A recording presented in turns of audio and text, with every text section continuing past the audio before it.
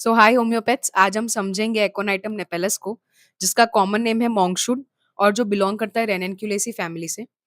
अब इसके कंस्टिट्यूशन की बात करें तो जनरली एक्यूट और रीसेंट केसेस में इसका इंडिकेशन आता है, स्पेशली यंग लोग, स्पेशली गर्ल्स जो फुल ऑफ प्लेथोरिक हैबिट्स है।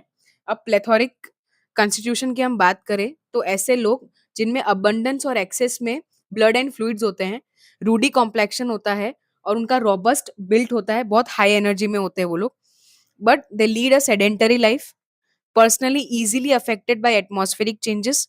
जिनको हवामान चेंज होते तुरंत कोई प्रॉब्लम स्टार्ट हो जाती है या फिर वो इजीली अफेक्ट हो जाते हैं। डार्क हेयर एंड आईज होती है एंड रिजिड मस्कुलर फाइबर होता है उनका।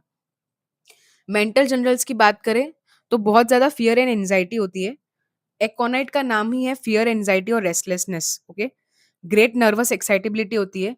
बाहर जाने से उन्हें डर लगता है या क्राउड में या फिर जहाँ पे एक्साइटमेंट है या बहुत लोग हैं, इवन उन्हें स्ट्रीट क्रॉस करने में भी डर लगता है।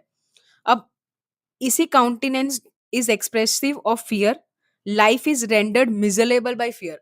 उन्हें डर से इतना ज्यादा प्रॉब्लम हो जाता है, इतना ज्यादा वो डर जाता है किसी चीज से कि उनकी लाइफ पूरी उथल फुथल हो जाती है, या फिर उनका रूटीन लाइफ उन्हें मतलब रूटीन लाइफ में अगर उन्हें कुछ भी काम करना है तो उनके लिए डिफिकल्ट हो जाता है बिकॉज ऑफ दिस फियर। उसे ऐसा लगता है कि उससे जो डिजीज हुई है वो उसे मार ही डालेगी। Is sure his disease will prove fatal, predicts the day he will die. ठीक है, उसे पता होगा कौन से दिन वो मरने वाला है, वो मरेगा। Fear of death during pregnancy. So ये उसका मेंटल्स बहुत इंपॉर्टेंट है, हमें याद रखना है कि he will predict the day he will die, there is a fear of death during the pregnancy and his life is rendered miserable by fear. और उसके फियर क्या क्या थे हमने बात किया, बाहर जाने से डर लगना, स्ट्रीट क्रॉस करने से डर लगना, जहाँ भीड़ भाड़ वाली जगह है वहां ना जाना, या फिर कोई एक्साइटमेंट है वहां पे जाने से उसे डर लगता है। इसी की वजह से वो बहुत रेस्टलेस होता है, एंशियस होता है, सब कुछ जल्दी-जल्दी करता है। उसे वो एक जगह पे नहीं रह सकता, he is very restless, must change position often, everything startling, मतलब अगर कुछ एक पेन भी गिर रही है तो उससे वो एकदम डर जाएगा। Hahnemann says, whenever aconite is chosen homeopathically, you must above all observe the moral symptoms. Be careful to it resembles them. क्या क्या सिम्टम्स थे? जब भी एकोनाइट सिलेक्ट करनी है तो ये सब चीजें देखनी है, anguishness of the mind and body, restlessness. अगर ये दो चीजें नहीं है तो हम एकोनाइट नहीं दे सकते हैं पेशेंट को। दूसरा बात करें the mental anxiety, worry, fear, ये सब उसके एलिमेंट्स की वजह होती है। मोस्ट इंपॉर्टेंट ये तीन चीजें वजह होती है कोई भी उसकी डिजीज की या कोई भी उसके प्रॉब्लम की। म्यूजिक अनबेरेबल है, उसे दुखी करता है।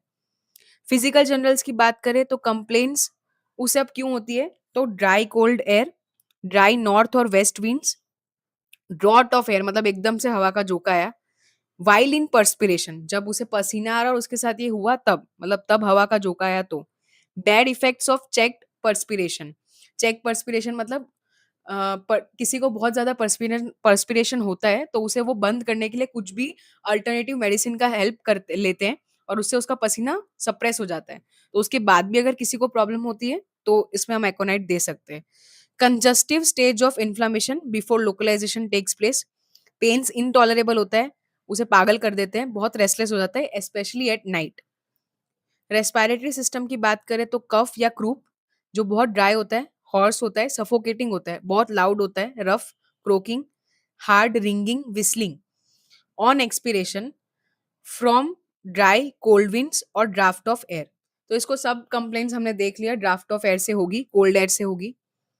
फीमेल रिप्रोडक्टिव सिस्टम की बात करें तो एमेनोरिया इन प्लेथोरिक यंग गर्ल्स, डर के बाद, ठीक है, उसको एमेनोरिया हो जाता है स्पेशली आफ्टर फ्राइट, किसी भी चीज से डर से। So aconite is the medicine. Nervous system की बात करें तो on rising from a recumbent position the red face become deathly pale, और वो ही बिकम फेंट और giddy and falls and he fears to rise again. Obviously अगर किसी को ये हो रहा है तो उसे डर लगेगा कि वो वापस कैसे उठ पाएगा। Often accompanied by vanishing of site and unconsciousness. So because it is also a very good medicine for anaemia and chlorotic person या एनेमिक पर्सन, तो इसीलिए सेम कंप्लेन होगी। On rising from a recumbent position face red से deadly पेल हो जाएगा और वो फेंट हो जाएगा, गिडी हो जाएगा। It can also lead to blackouts and unconsciousness. convulsions of teething children, heat, jerks and twitches of single muscle. Child अपना मुट्ठी बांध लेता है एकदम, फ्रेट्स करता है, चिल्लाता है, उसकी स्किन हॉट एंड ड्राई होती है और उसे हाई फीवर होता है। फीवर में skin dry and hot, face red हो जाता है या फिर पेल और रेड अल्टरनेट होता है। Burning thirst for large quantity of cold water, ये एक और साइन मार्क है एकोनाइट का। Burning thirst for the large quantity of cold water at longer interval of time. Intense nervous restlessness होती है, टॉसिंग अबाउट इन एगोनी, जो भी उसको प्रॉब्लम हो रही है उसकी वजह से वो टॉस करता है। Becomes intolerable towards evening and on going to sleep. Aconite should never be given simply to control the fever, नहीं कोई और पर्पज से हमें कोई भी मेडिसिन से फीवर को लेके नहीं देनी चाहिए, स्पेशली एकोनाइट तो बिल्कुल नहीं।